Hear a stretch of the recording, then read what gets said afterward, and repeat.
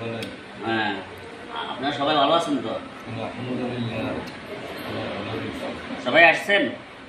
ইনশাআল্লাহ বলেন। আচ্ছা, একটা রুগীকে দেখেন তো, রুগীটার নাম হলো জাহিদুল ইসলাম, নাস্তাইন,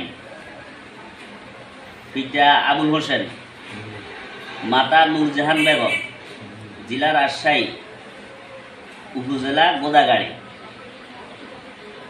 বয়স 19 বছর। জানত যাইতেছে? জি। দেখেন এরে কি প্রবলেম করতেছে, দেখেন তো, দীর্ঘদিন থেকে প্রবলেমে আছে।